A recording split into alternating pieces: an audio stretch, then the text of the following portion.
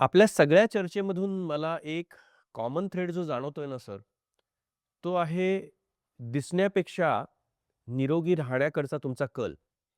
आणि मला असं वाटतं, की माणसाचं निरोगी असणं हे त्याच्या निरोगी त्वचेशी सुद्धा निगडीत असतं. आपली त्वचा जर आपल्याला निरोगी ठेवायची असेल, तर त्याच्यासाठी काही विशेष काळजी असते का? विशेष पद्धत असते का? विशेष स्टेप्स असतात का? विशेष गोष्टी असतात का? तुम्ही तुमच्या पेशंट्सना त्यांच्या त्वचेची काळजी घेताना कशाप्रकारे समजावून सांगता?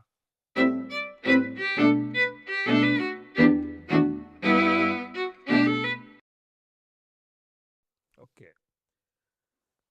तर सुंदर दिसण्याचं शास्त्र जर समजावून सांगायचं असेल तर 2 टप्प्यात. एक निरोगी शरीर, त्याची काळजी. निरोगी त्वचा, त्याची काळजी. ओव्हरऑल निरोगी राहायचं असेल, तर आपल्याला जीवनशैली बदलावी लागते. जीवनशैलीचे 3 स्तंभ असतात. आहार, विहार, निद्रा. काय खाता, कधी खाता, किती खाता, कसं खाता, किती प्रमाणात खाता. इथपासून ते व्यायाम करता का, हालचाल आहे का नाही. निद्रा म्हणजे तुमचं टेन्शन किती आहे, स्ट्रेस लेव्हल किती आहे. ह्या 3 गोष्टी तुम्ही मॅनेज केलात, तर तुमचं आरोग्य मॅनेज होतं. शरीर निरोगी असलं पाहिजे, हा आपला पाया आहे. त्वचेची काळजी घ्यायच्या ज्या वेगवेगळ्या स्टेप्स आहेत, त्या मला तुमच्याकडून सविस्तर समजून घ्यायच्या आहेत. तर स्किन केअरमधली पहिली स्टेप जी आहे, त्याला म्हणायचं क्लिन्सिंग. त्वचा धुणे. मग चेहरा कसा धुवायचा, अंग कसं धुवायचं, अंघोळ कशी करायची, हात कसे धुवायचे आणि केस कसे धुवायचे यामध्ये येतं. पण आधी त्वचा आणि चेहरा कसा धुवायचा याबद्दल आपण बघूयात. क्लिन्सिंग म्हणजे धुणे. चेहरा धुतला पाहिजे, अंग धुतलं पाहिजे. त्यामुळे अंघोळ रोज एकदा तरी केलीच पाहिजे. हॉस्टेलवर असाल तर 2-3 दिवस माफ आहे. चेहरा 2 वेळा धुतला पाहिजे दिवसभरातून. हात प्रत्येक जेवणाच्या आधी धुतले पाहिजेत. आता हे धुवायचं कसं? अंगासाठी साबण वापरलेला चालतो. कुठला साबण? औषधी साबण, जडीबुटी असलेला साबण, 36 जडीबुटी घालून तयार केलेला साबण किंवा सेव्हलॉन, डेटॉल वगैरे असं काही जंतू मारणारा साबण किंवा घाणीत लपलेल्या जीवाणूंना ठार मारणारा साबण यापैकी कशाचीही आवश्यकता नसते. अंघोळ करण्यासाठी आवश्यक काय असतं? पाणी. आणि पाण्याबरोबर जे लागतं साबण वगैरे ते दररोज लागत नाही. त्यामुळं साबण हा कमी प्रमाणात वापरला गेला पाहिजे. तो बऱ्याचदा काय होतं, की आपण साबण हा खूप उत्साहाने लावतो. सगळ्या अंगाला लावतो आणि बरेच साबण हे पाण्यात खूप लवकर विरघळतात. त्यामुळे साबण भरपूर अंगाला लागतो. परंतु तो उत्साह आपण तो साबण धुवून काढण्यात दाखवत नाही. त्यामुळे साबण लावायला भरपूर वेळ, साबण कंपन्यांच्या कृपेमुळे भरपूर साबण अंगावर चिटकतो आणि धुवून काढताना मात्र प्रत्येक भागावरचं साबण निघत नाही. तीच गोष्ट कपडे धुताना होते. आपण डिटर्जंट आणि कपड्याचा साबण भरपूर लावतो. धुवून काढताना मात्र तितक्या वेळेला आपण ते खळखळून धुवून काढत नाही. त्यामुळं कपडे धुणे किंवा अंग धुणे यामध्ये सर्वात मोठा जो प्रॉब्लेम आम्ही बघतो त्वचारोग तज्ञ म्हणून, की अंगावर राहिलेला साबण त्यामुळे त्वचा कोरडी पडते, त्वचेवर ॲलर्जी येते, रिएक्शन येते आणि बऱ्याचदा ते का झालं कळतच नाहीये. म्हणजे त्वचेवर लावलेला साबण पुरेसा धुवून काढला नाही आणि कपड्यामध्ये असलेला साबण तो धुवून नाही काढला, त्यामुळे जेव्हा घाम येतो, तेव्हा तो साबण ओला होतो, त्वचेला चिटकतो आणि ॲलर्जी यायला लागते. त्यामुळे बगलेमध्ये बऱ्याचदा रॅश येते. कंबरेवर जेव्हा म्हणजे ॲलर्जिक रॅश येते, तेव्हा ही त्वचेवर ॲलर्जी आली कुठून? काहीच कळत नाही. ती कपड्यामध्ये शिल्लक राहिलेल्या साबणातून यायला लागते कधी-कधी. त्यामुळं साबण लावणं जेवढं आवश्यक आहे, त्यापेक्षा जास्त धुवून काढणं आवश्यक आहे. त्याहून जास्त काय? कमी लावणं हे आवश्यक आहे. तर हे झालं अंग धुण्यासाठी. चेहऱ्यावर किमान 2 वेळा चेहरा धुतला पाहिजे. चेहरा कशाने धुवायचा? आवश्यक गोष्ट पाणी. पाणी. Face wash optional. तुम्ही कशाने धुता चेहरा त्याला म्हणजे फारसं महत्त्व नाही. सौम्य साबणच असला पाहिजे. फेस वॉश हा सौम्यच असला पाहिजे. का? तर साबण डिटर्जंट, फेस वॉश वगैरे या सर्वांच्या मध्ये कॉमन गोष्ट काय आहे, की हे सर्व डिटर्जंट ॲक्शननं काम करतात. आपण जर शाळेमधल्या रसायनशास्त्रामध्ये शिकलेलो असो, तर डिटर्जंट ॲक्शन म्हणजे काय, की या साबणाचे किंवा डिटर्जंटचे बायपोलार मॉलिक्यूल असतात. ते तेलाचा जो काही एक कण असतो त्याच्याभोवती हायड्रोफिलिक, हायड्रोफोबिक असे रेणू त्याच्याभोवती आवरण तयार करतात आणि तेलाच्या भोवती आवरण तयार करून तेल धुवून काढतात. म्हणजे काय? साबण, फेस वॉश, डिटर्जंट हे तुमच्या त्वचेवरचे जंतू मारत नाहीत. धूळ धुवून काढत नाहीत. तेल धुवून काढतात. तेल हे त्वचेवरचं पहिलं संरक्षण आहे. त्या संरक्षण थरामध्ये अडकलेले धूळ आणि जंतू त्या तेलाबरोबर निघून गेले पाहिजेत. ते तेल काढण्याच्या नादामध्ये आपण साबण, डिटर्जंट जास्त वापरतो. त्यामुळे त्वचेवरचं आवश्यक असलेलं तेल पण निघून जातं आणि त्वचा कोरडी पडायला लागते. तेल कमी झाल्यामुळं त्वचा कोरडी पडणं हा एक भाग झाला आणि तो साबण तिथं न धुता राहिला हा दुसरा डॅमेज. त्यामुळे साबण कमी प्रमाणामध्ये वापरणं आवश्यक आहे. कमी वेळा वापरणं आवश्यक आहे आणि त्वचेवरचा तेलाचा थर पूर्ण काढण्याची आवश्यकता नसते. पूर्ण त्वचा कोरडी कोरडी पडल्यावर स्वच्छ वाटणं हा वाटण्याचा भाग आहे आणि वाटणं हे इथून असतं. तर आपल्याला पूर्ण त्वचा 4-4 वेळा साबण लावून धुतल्याशिवाय मला स्वच्छ वाटत नाही. तर इथं तुम्ही अंघोळ करण्याची प्रक्रिया बदला आणि तुम्हाला स्वच्छ वाटण्याची प्रक्रिया बदलून घ्या. हे झालं अंग धुण्याबद्दल, चेहरा धुण्याबद्दल. केस धुण्यासाठी शॅम्पू वापरतो. साबणाचाच वेगळा जो काही प्रकार असतो तो असतो शॅम्पू. त्यामुळे तो सुद्धा म्हणजे काय करतो, टाळूवरचे तेल आणि केसाच्या शाफ्टवरचं, केसांवरचं तेल हे धुवून काढत असतं. जास्त प्रमाणात धुवून काढाल तर टाळू कोरडी पडते, परत कोंडा होतो. म्हणजे कोंडा घालवण्यासाठी आपण शॅम्पू वापरतो. जास्त शॅम्पू वापरले की टाळू कोरडी पडते, डबल कोंडा होतो. तर कोरडा कोंडा हा बऱ्याचदा कोरड्या त्वचेमुळे असतो, शॅम्पूमुळे तो वाढतो. तर आपल्याला तो तेलकटपणा आणि कोरडेपणा हे संतुलन नाही कळलं तर शॅम्पूमुळे कोंडा वाढतो. हातासाठी सुद्धा साबण खूप जास्त वापरणं आवश्यक नाही. जेवण करण्याच्या आधी साबण वापरलेला चालेल. शौचाला जाऊन आल्यानंतर जर तुम्ही हाताने साफ करणार असाल तर हात साबणानं धुणं हे आवश्यकच आहे. का? तर भारतामधले जास्तीत जास्त मृत्यू हे दूषित पाण्यामुळे होतात. त्याहीपेक्षा ग्रामीण भागामध्ये दूषित हातामुळे ते जंतू पोटात जातात. तर जेवणाच्या पूर्वी हात धुणं आवश्यक आहे. तिथं साबण वापरलेला चालेल जेवणाच्या पूर्वी आणि शौचाला जाऊन आल्याच्या नंतर. या 2 वेळेला तुम्हाला साबण वापरून हात धुतलेला चालेल.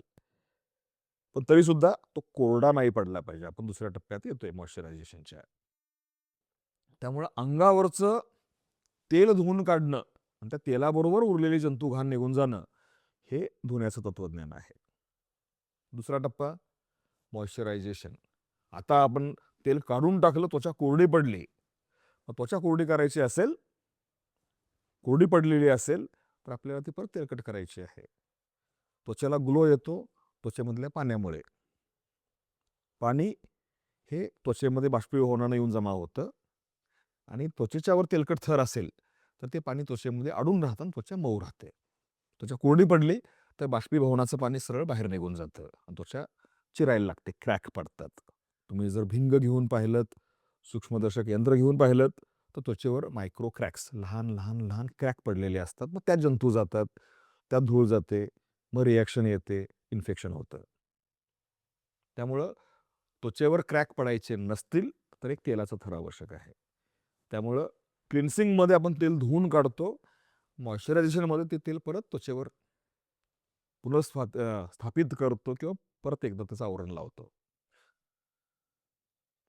मॉइश्चरायझर कुठलं वापरावं? तर खूप चांगलं मी नेहमी सांगतो, सगळ्यात चांगलं मॉइश्चरायझर कुठलं? अमेरिकन, पॅरिसचं इम्पोर्टेड ₹4000 मॉइश्चरायझर हे जेवढं काम करतं, तेवढंच जर तुम्ही चेहरा धुतल्यानंतर किंवा अंघोळ केल्यानंतर 3 मिनिटाच्या आत जर पूर्ण अंगावर मॉइश्चरायझर लावलं किंवा खोबरेल तेल लावलं तर ते तेवढंच काम करतं. सगळ्यात चांगलं मॉइश्चरायझर कुठलं? तर हातावर 5 थेंब तेल घ्या, खोबरेल तेल. अंघोळ करताना त्याच्यावर 10 थेंब पाणी टाका आणि ते मिसळून अंग ओलं असताना पूर्ण अंगावर लावा. खाली पाणी आहे, वर तेलाचा थर आहे. तुमच्या त्वचेचा ग्लो कायम राहतो. हे ओल्या त्वचेमधलं पाणी 3 मिनिटात बाष्पीभवन होऊन निघून जातं. त्यामुळे तुम्ही बेडरूममध्ये येऊन टॉवेलनं अंग खसखसा कोरडं केलं आणि मग 4000चा मॉइश्चरायझर लावला तरी तो कमी प्रभावी असतो. त्यामुळे 3 मिनिटाच्या आत लावलात तर खोबरेल तेल सर्वात चांगलं मॉइश्चरायझर आणि अंग कोरडं पडल्यानंतर लावलात तर 4000चं मॉइश्चरायझर सुद्धा कमी इफेक्टिव्ह असतं. त्यामुळे 3 मिनिटाची मर्यादा. केसांमध्ये कंडिशनर वापरतो. शॅम्पूमुळे टाळू कोरडी पडली, केस कोरडे पडले, मग तो कोरडेपणा घालवायला आपण एक महागडा कंडिशनर आणतो. सगळ्यात चांगला कंडिशनर कुठला? खोबरेल तेल. तुम्ही अंगाला, हाताला, पायाला, डोक्यात आणि पूर्ण शरीराला खोबरेल तेल लावणं हे मॉइश्चरायझर आहे आणि डोक्यात कंडिशनर आहे आणि हाताला सुद्धा ते मॉइश्चरायझर आहे. तुम्ही जितक्या वेळा हात धुवाल तितक्या वेळेला तुम्ही तेल लावलं पाहिजे. तिसरा टप्पा कुठला आपला? टोनिंग. टोनर वापरायचा. टोनर का वापरायचा? कोणालाच माहीत नसतं. ब्युटिशियन सांगतात की टोनर वापरा. क्लायंट टोनर वापरतो. त्यांना कोण शिकवलेलं असतं? पाश्चिमात्य ब्युटी पार्लरच्या अभ्यासक्रमामध्ये. टोनरचा उपयोग आहे तर पोर बंद करायचे म्हणून. क्लिन्सिंगमुळं म्हणजे पोर उघडले असतात आणि ते टोनरमुळे ते बंद करायचे असतात. यात काही शास्त्रीय तथ्य नाही. टोनर जे वापरले जातात ते बऱ्यापैकी ॲस्ट्रिंजंट या प्रकारचे असतात. ॲसिटोन वापरतात. बेसिकली त्वचेला इरिटेशन करणारी गोष्ट वापरायची, त्यामुळे त्वचा थोडी सुजते. सुजल्यामुळं ते जे पोर आहे तो ब्लॉक होतो, टेम्पररी ब्लॉक होतो. तुम्ही त्वचेला जर म्हणजे काहीतरी इरिटेशन करणारी गोष्ट आणल्यामुळं, सूज आल्यामुळं ते होल बंद होतात. एवढाच त्याचा उपयोग. त्वचा नाजूक असेल, ऑलरेडी कोरडी असेल तर तुम्ही टोनर नाही वापरायला पाहिजे. आता पुस्तकात लिहिलेलं आहे, ब्युटी पार्लरमध्ये शिकवलेलं आहे, टोनरचं खूप सवय लागलेली आहे. त्यामुळे भारतामध्ये काय केलं जातं? गुलाबाचं पाणी वापरतात टोनर म्हणून. आपण एक स्टेप विसरले नाही असं समाधान मिळण्यासाठी भारतीय स्किन केअरमध्ये टोनरचं स्थान नाही. केवळ समजूत काढण्यासाठी गुलाबाचं पाणी वापरतात. खूप तेलकट त्वचा असेल तर कदाचित तुम्हाला तो टोनरमुळे ऑइल घालवणं, एक्स्ट्रा ऑइल घालवणं वगैरे हे उपयोगी पडू शकतं, पण खूप कमी लोकांना. चौथी स्टेप कुठली येते? प्रोटेक्शन, संरक्षण. त्वचेला सगळ्यात मोठा डॅमेज होतो हा तीव्र अतिनील किरणांमुळे, अल्ट्राव्हायोलेट लाईटमुळे. ते संरक्षण कसं करायचं? एक टाळा किंवा कव्हर करा. हात, चेहरा, नाक, डोळे, अंग सगळं जर तुम्ही कव्हर केलं तर ऊन लागणार नाही. पण आपल्या बाहेर तर जावंच लागतं. रिफ्लेक्टेड प्रकाशकिरण डायरेक्टली नाही आले तर रिफ्लेक्ट होऊन आपल्या चेहऱ्यावर येतात. अल्ट्राव्हायोलेट लाईट चेहऱ्यावर पडला की चेहरा डार्क होतो. कॅप वापरा, हॅट वापरा, गाडीवर हेल्मेट आणि स्कार्फ किंवा रुमालाने चेहरा बांधून घ्यायचा. हे प्रोटेक्शनचे मार्ग झाले. हाताला ग्लोव्ज वापरा. तुम्ही गाडीवर बसणार असाल तर. डोळ्याला गॉगल वापरा. आणि एवढं करून सुद्धा हे का प्रत्येक मिनिटाला या गोष्टी आपल्या अंगावर राहणार नाही आहेत. इथं बसलं तरी हा लाईट आपल्या चेहऱ्यावर येतोय. तर चेहऱ्यावर एक सनस्क्रीनचा थर असला पाहिजे. सनस्क्रीन काय करतं की हे अल्ट्राव्हायोलेट किरण जे चेहऱ्यावर येतात ते फिल्टर करतं. सनस्क्रीनमध्ये 2 प्रकार असतात. एक असतो फिजिकल सनस्क्रीन आणि दुसरा असतो केमिकल सनस्क्रीन. फिजिकल सनस्क्रीन म्हणजे काय? की त्वचेवर तुम्ही असा एक थर लावला की ज्याच्यावरून हे प्रकाश किरण परावर्तित होत आहेत. साधी आपली टाल्क पावडर ती जर तुम्ही भरपूर लावली तर त्याच्यावरून हे उन्हाची किरणं परत जातात. त्यामुळं टाल्क पावडर असणारे सनस्क्रीन हे physical sunscreen. Zinc oxide, aluminium dioxide वगैरे हे ज्यामध्ये असतात. तर पूर्वीच्या काळी जे म्हणायचे ना की पावडर लावून गोरी होणार का? हो, होतात. पावडरमुळे गोरी होत नाहीत, पण पावडरमुळे ऊन टळतं, ऊन अडलं जातं. तर त्यामुळं टाल्क पावडर आणि त्या प्रकारचे घटक असलेलं सनस्क्रीन हे झालं फिजिकल सनस्क्रीन. दुसरं असतं केमिकल सनस्क्रीन, ज्यामध्ये जे त्या सनस्क्रीनमध्ये जे केमिकल असतात ते अल्ट्राव्हायोलेट किरण शोषून घेतात. त्यामुळे त्वचेत जात नाहीत, पण ते शोषून घेतात. बऱ्याचदा ते केमिकल सनस्क्रीन ते लाईट अडवतात, शोषून घेतात. मग जागेवर गरम व्हायला लागतं, थोडंसं गरम वाटायला लागतं आपल्याला चेहऱ्यावर. लाईट शोषून घेतल्यामुळे त्यांचं विघटन होतं, आणखीन काही केमिकल तयार होतात, मग त्याची कधी कधी रिॲक्शन येते. त्यामुळे केमिकल सनस्क्रीनला बऱ्याचदा सेन्सिटिव्हिटी येते, रिॲक्शन येते, ॲलर्जी येते वगैरे वगैरे. त्यामुळं केमिकल सनस्क्रीन हे खूप लोकप्रिय झालं काही काळ, आता ते हळूहळू कमी लोकप्रिय व्हायला लागलेलं आहे. फिजिकल सनस्क्रीन जर वापरलं तर ती पांढरी पावडर लावल्यासारखं दिसतं, म्हणून लोक म्हणजे न दिसणारं सनस्क्रीन वापरतात केमिकल. पण फिजिकल सनस्क्रीनमध्ये आपली पावडर असते, त्यामुळे त्याला रिॲक्शन नसते, इनर्ट असते. सनस्क्रीन हा औषध कंपन्यांनी केलेला जगातला सगळ्यात मोठा फ्रॉड आहे. का? तर सनस्क्रीनमध्ये हे किती इफेक्टिव्ह आहे मोजायचं म्हणजे जी संज्ञा आहे त्याला म्हणायचं SPF, सन प्रोटेक्शन फॅक्टर. म्हणजे उन्हापासून संरक्षण किती होऊ शकतं. SPF 15 म्हणजे हे सनस्क्रीन लावल्यानंतर तुमचे उन्हापासून संरक्षण 15 पटीनं होतं. म्हणजे तुम्ही नॉर्मली 5 मिनिटात जर तुम्हाला सन डॅमेज होणार असेल तर 15×5 = 75, 75 मिनिट नंतर हा तुम्हाला डॅमेज होईल. SPF 40 म्हणजे जर तुम्हाला डॅमेज 15 मिनिटात होणार असेल तर तो 40 पट जास्त वेळानंतर होईल, 2-4 तासानंतर होईल. इतपत तुमचं स्किन सुरक्षित राहील. पण या SPFची व्याख्या काय माहिती आहे? FDA दिलेली व्याख्या अशी आहे की हे सनस्क्रीन लावल्यानंतर अल्ट्राव्हायोलेट बी लाईटपासून किती संरक्षण होतं. म्हणजे सनस्क्रीन फक्त अतिनील ब किरणापासून संरक्षण करतं. अतिनील अ किरण अल्ट्राव्हायोलेट ए पासून संरक्षण करत नाही. दिसणारा लाईट विबग्योर किंवा तांबडा, निळा, हिरवा त्यापासूनही करत नाही. आत्ता आपल्याला कळायला लागले की आपलं टॅनिंग जे होतं ते फक्त अल्ट्राव्हायोलेट बी लाईटमुळे होत नाही, अल्ट्राव्हायोलेट ए लाईटमुळे होतं, व्हिजिबल लाईटमुळे होतं. त्यामुळे आत्तापर्यंत उन्हापासून बचाव करण्यासाठी म्हणून जे केमिकल सनस्क्रीन विकले गेले that was a big fraud. त्यामुळे आत्ता इंडस्ट्री काय परत थोडंसं केमिकल आणि बरंचसं फिजिकल सनस्क्रीन एकत्र करून ते परत सनब्लॉक म्हणून घेऊन यायला लागलेले आहेत. म्हणजे आपण टाल्क पावडर लावण्यापासून तू पावडर लावून गोरे होणार आहेस का असं माझ्या बहिणीला मी म्हणायचो. तिथून आता औषध कंपन्यांनी परत युटर्न मारलेलं आहे आणि टाल्क पावडर घातलेले फिजिकल सनस्क्रीन परत यायला लागलेले आहेत.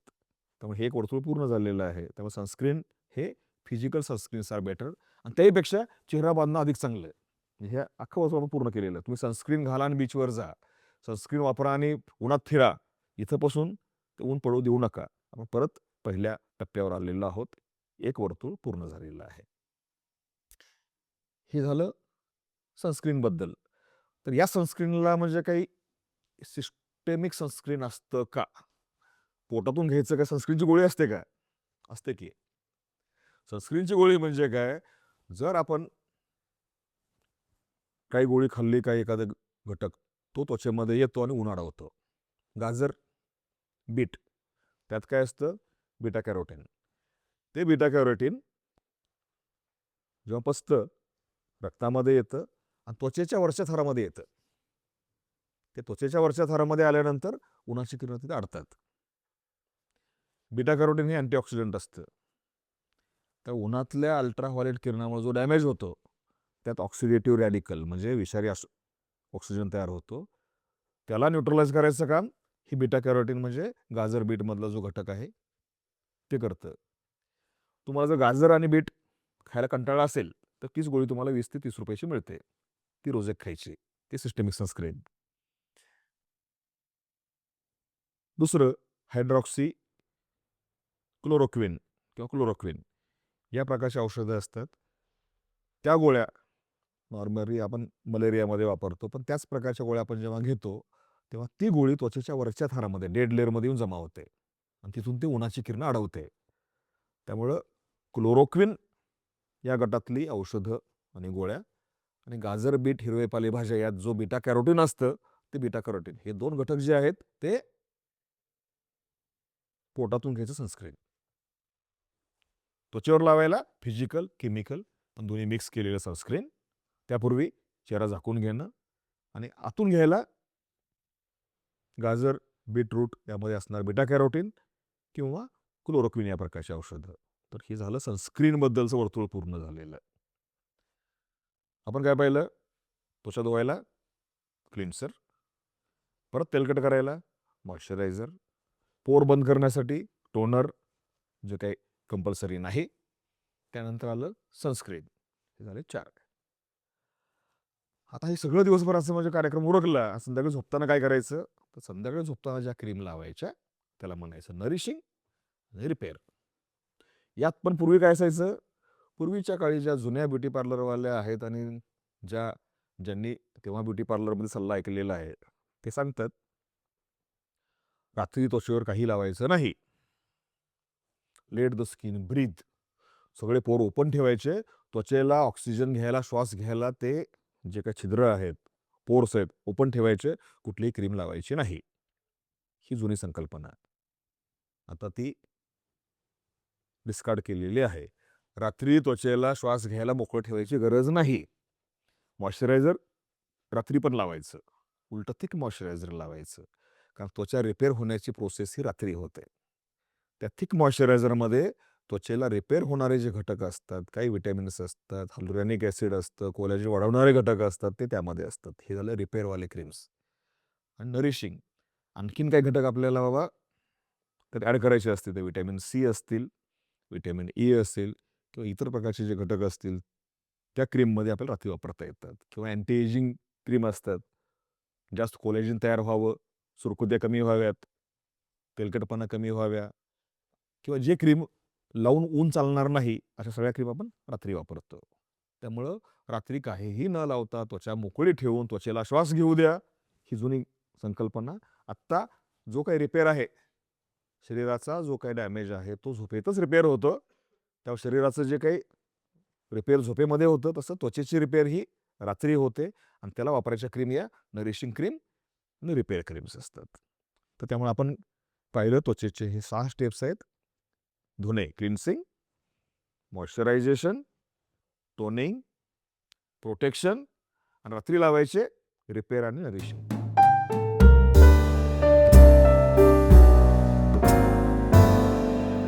आजचा व्हिडिओ पाहिल्याबद्दल खूप खूप धन्यवाद.